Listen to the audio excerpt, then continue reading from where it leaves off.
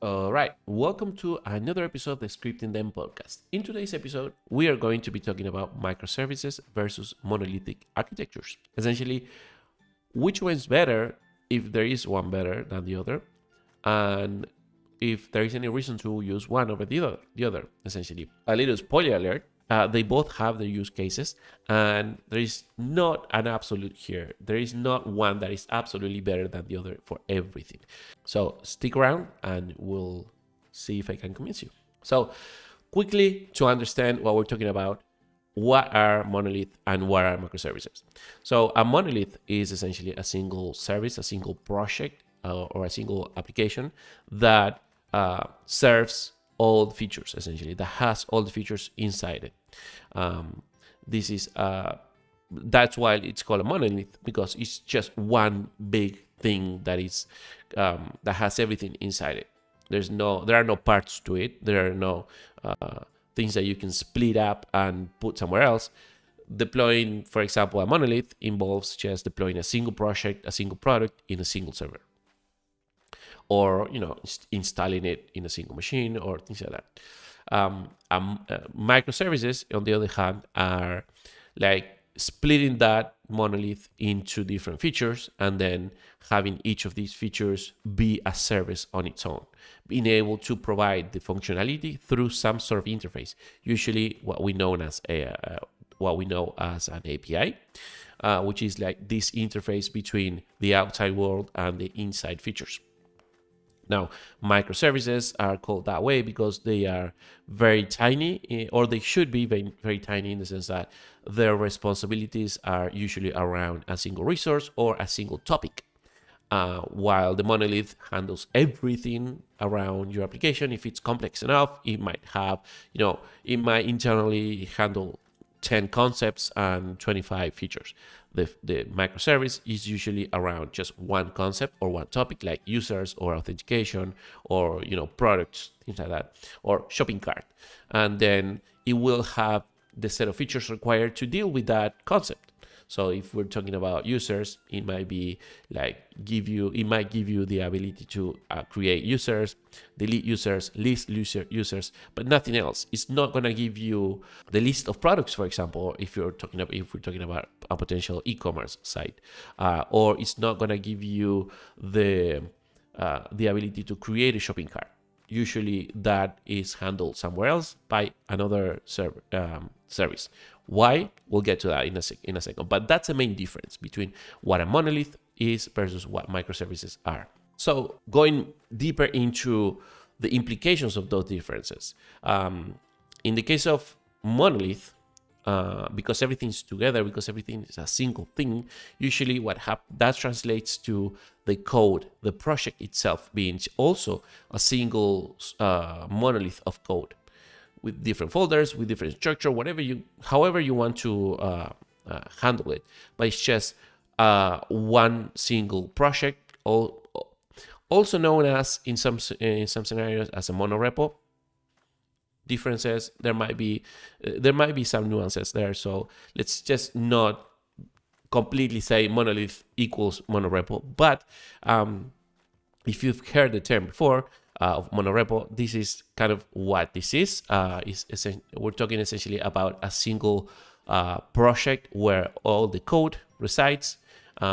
If the project has, if the product has a web UI and then some Java backend, or some SQL as well, everything's going to be there. It might be better structured or poorly structured. It doesn't really matter. It's not just because it's a monolith. It's not necessarily all code tangle and spaghetti code or anything like that. It could be very well structured and it could be very clean and decoupled, but still everything's within the same code base. That also means that whenever you're deploying a monolith, you have to deploy the whole thing. What that means, for example, let's go back to the e-commerce example.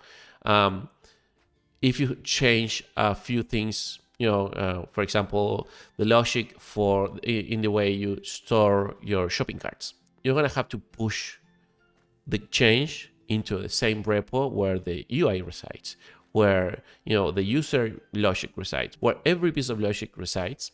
and then your particular CI/CD pipeline will take care of that and will deploy everything, or at least what's needed. The thing is, what happens usually is the whole project has to be restarted, the process has to be killed, and the entire service, the entire product has to be restarted. It could potentially mean that there is a full, depending on how you do it, there are ways in which you can avoid having downtime, but the direct implication of this is that if you deploy the entire project, then there might be seconds of downtime or even more if the project is slow to boot up.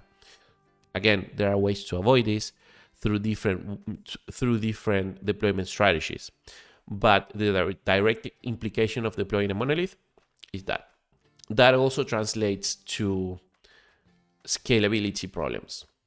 And again, this all has to be taken with a grain of salt, because there are ways to work around this to a point. But let's say you have your e-commerce site and it's getting a lot of traffic, but what's getting a lot of traffic is your homepage, and not everyone is converting into a client, not everyone's actually buying, but you have suddenly a 300% traffic spike on your homepage.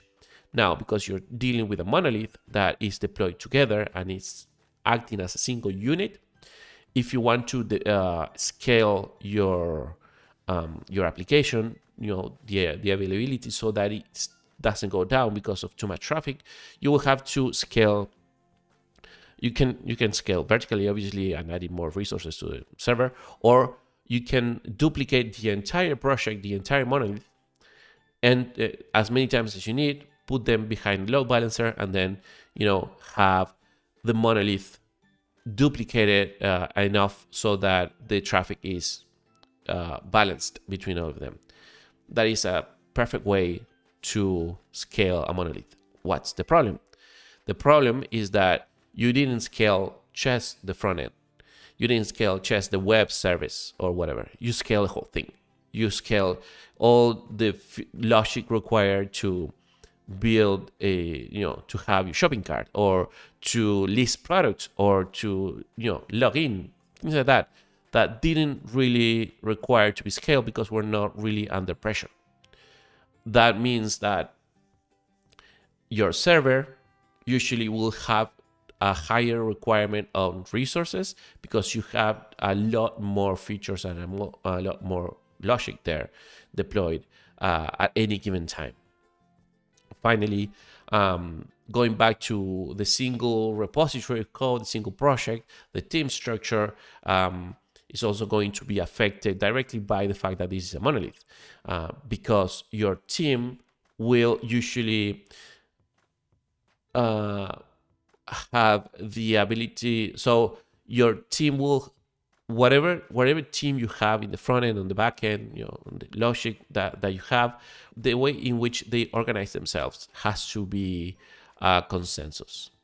You can have a part of the backend team working in Java and the other part working in JavaScript, for example, with the front end being in JavaScript, and then part of the feature about the product listing being in Python. That can happen because this is a single project that has to work together. So usually there is a single front end framework, there is a single front end stack, and there is a single front end back end stack as well. Not necessarily a problem, it's just a restriction imposed by the architecture. And that's it. Now, let's go into the microservices world. In the microservices world, everything's split up, essentially. These are all individual microservices working together, sending messages, events to each other, or sending requests to each other, and then also serving the front end somehow through some maybe socket connection, or maybe usually what happens is that there is an HTTP connection through a REST API. Now, the deployment thing that we talked about. When back with the monolith, you had to deploy the whole thing, even if you made a change in the backend. With the services, with the microservices now, things change, because since these are all individual services, If you have to make a change in the front end, for example, you just have to deploy that specific project, and that specific service is the one that's going to be affected. Let's say you are changing a piece of logic on how you store the shopping carts.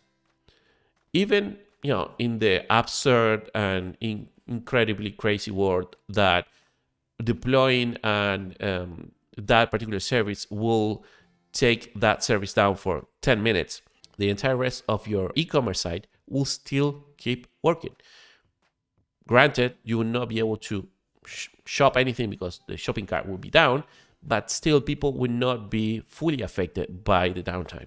That is one of the major benefits of having a microservice-based architecture, that if one piece goes down, the rest can potentially keep or still maintain functionality, or partial functionality at least. That is what we call graceful degradation, essentially. The site keeps working, just with less features, but not every single user is affected. But again, going back to the deployment, usually this doesn't take 10 minutes to deploy. In fact, it takes less time because there is less code to test. There is less code to copy from your repo to the server. And obviously, because these services are much smaller than the original monolith, usually what happens is that it boots up much faster. So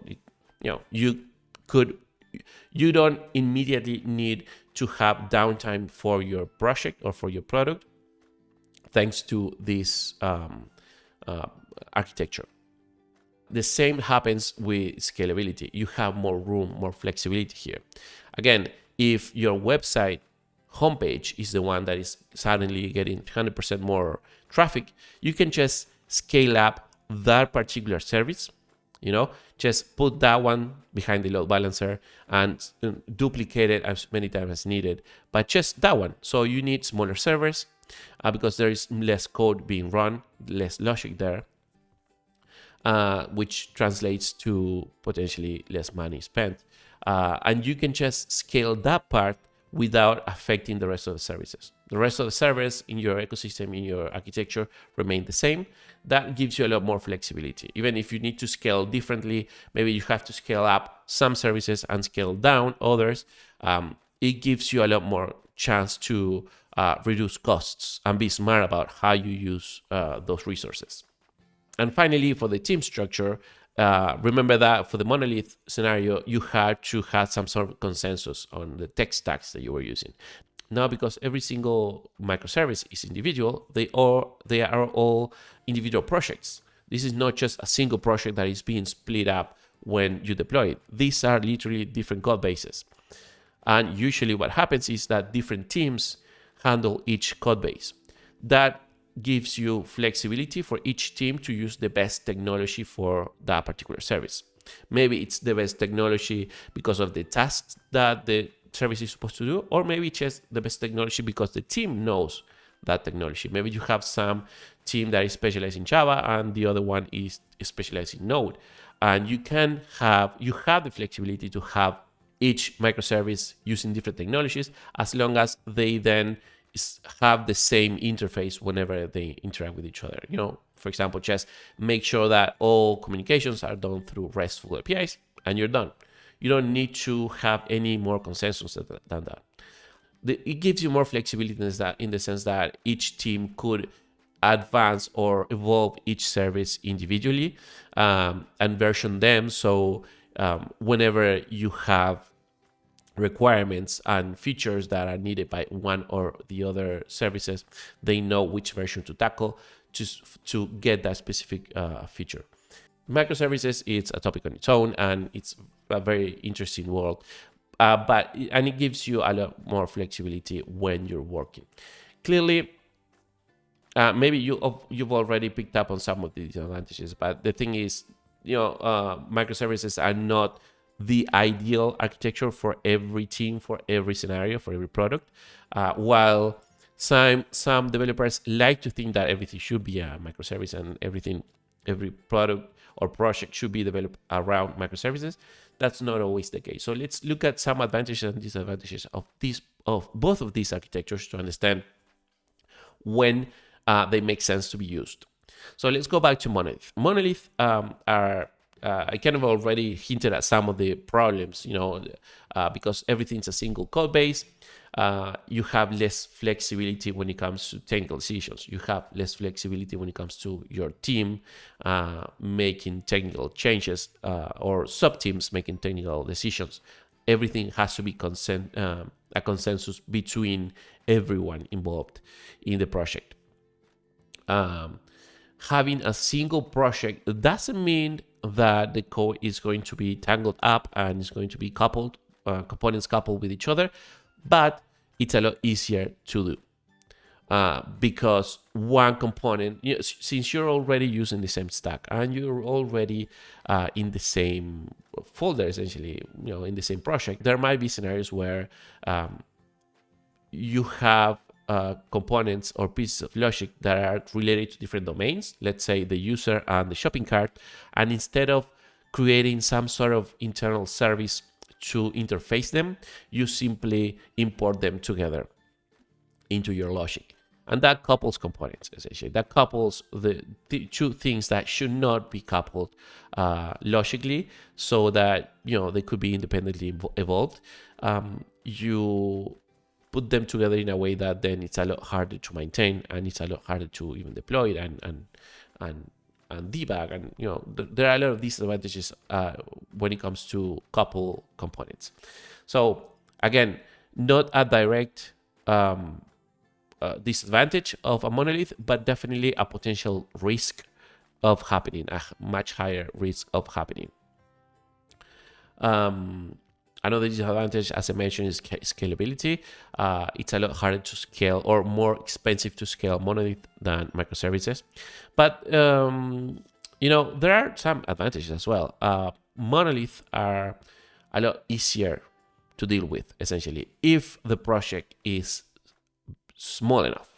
If you have a project that has a couple of features, or if you have a project that has just a few set of domains, essentially, it's not worried about 20 different type of resources, it's just about worrying about 2 or 3, then the project might be simple enough to merit a monolith. They are also a lot easier to deploy. You just have to push to a single place, and that pipeline will deploy the whole thing. So again, we're not, if the project's big enough, it might have a problem. It might cause downtime that makes no sense. But if the project is simple enough or small enough, then it actually makes a lot of sense to deploy as a monolith. You don't need to be worried about anything else. Now, let's go back to the microservices. I already covered some of the advantages of microservices in the sense that they are easier to scale. They allow you more flexibility when it comes to project management, when it comes to team structure, when it comes to code bases. These are all different projects. They can evolve individually. But that also, opens up the door to chaos, to the need for orchestration. Let's not think about a small project where you have just 3 microservices. Think of a big project where you have 100 microservices. Now, what are you doing? Do you have 100 teams, or do you have teams that handle multiple microservices? What do you do when you have to deploy them?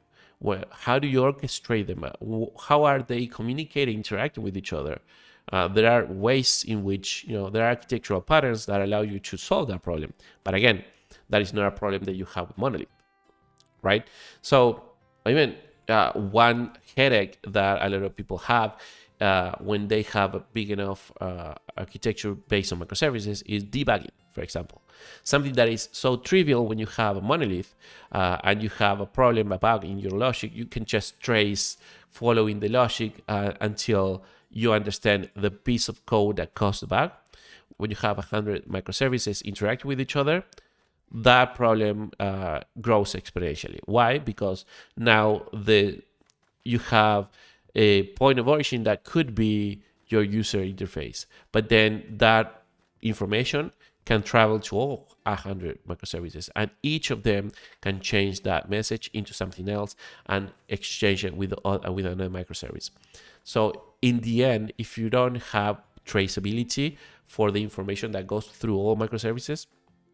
Understanding where the problem happens takes a lot more time, and it's a bigger headache, especially if you do something like a reactive or event-based architecture, where there is no linear path to the information. In fact, the information goes through a message queue, and then events happen, and at different stages, different microservices use the information at different times. So if you don't have that traceability, it's almost impossible to properly debug a problem on an architecture based on microservices.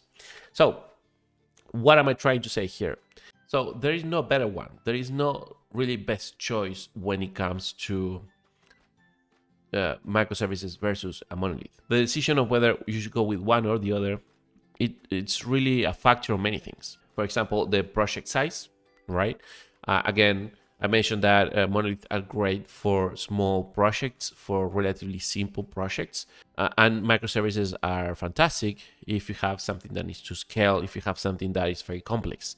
Again, complex enough architectures with around microservices will require extra work, but there is no workaround. You can't really have a huge, or you should not have a huge project. If the project is big enough, then a monolith is not going to be enough. But so you have to go to microservices, and in that case, you will have to add extra patterns, extra architecture to make sure that orchestration becomes easier. It's also about your team expertise. If they know, or either familiar with the pattern, of if they have different set of skills, then going microservices might be a good idea. And if you don't have a big enough team, for example, or if they all know the same tech stack, and potentially they don't really like the idea of that extra work required to interact with microservices, then a monolith might be a good chance. Scalability needs is also a big point here. If you need your project to scale, if you expect the project to be to require a lot or to handle a lot of traffic, if you need your project to scale dynamically and to be smart about how you spend that money in resources, then microservices is probably a better choice over a monolith.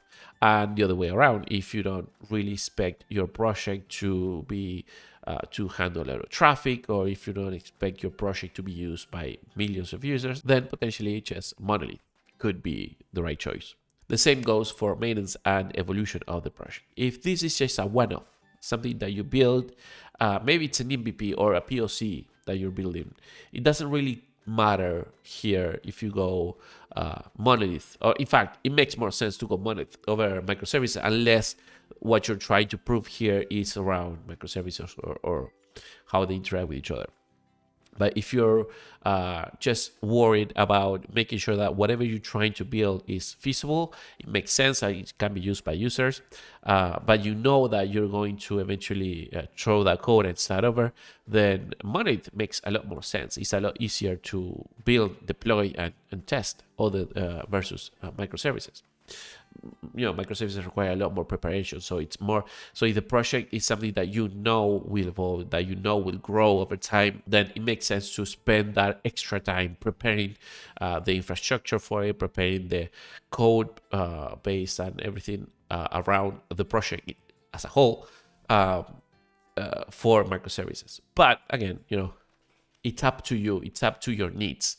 There is, again, no easy way to decide this. Here you have to take these points into consideration, come up with your specific context, and figure out what makes more sense for you right now and in the long run. So that's it. This is a short episode. I hope that I was able to convince you either way that microservices are great and the monolith are also great. There's a lot of shade usually that received by monolith architectures that I don't think that is well deserved, just by being a monolith, and simply because of the fact that monolith came first and then microservices were presented as a natural evolution of it and a potentially better pattern, it's not necessarily an insta-better solution. We are here as in tech. There is no single silver bullet, like I like to say, that will solve all your problems no matter what your context is like. There is no, and that happens for languages, for frameworks, for patterns, for everything. There's a reason why there are so many options in tech. It's not because we like to rebuild the wheel every few months. It's because there are so many different roads that are so different from each other that you need different wheels, essentially. So I hope that in this episode you got to understand why there are some situations where monoliths are still very relevant and very much are the right choice for you, and in some others where microservices are great, and the opposite as well. When that you now have the tools to understand that for your particular project or for your particular context, then monoliths are not the best choice, or microservices are just something that you just have to say no to because they will add more trouble than they will solve them. So that's it. Again, thank you for listening. I hope you found some insights out of the episode. And if you did, just leave a comment somewhere or reach out to me. I love to know what you think of the podcast in general. All right. So until next episode, see you around. Thank you. And that was it for this episode of the Scripting Them podcast. Thank you so much for listening. Remember that you can find me online on Twitter at TheDeepMan123. And you can also find the podcast YouTube channel just searching for the Scripting Them on YouTube. Thank you again, and catch you on the next one.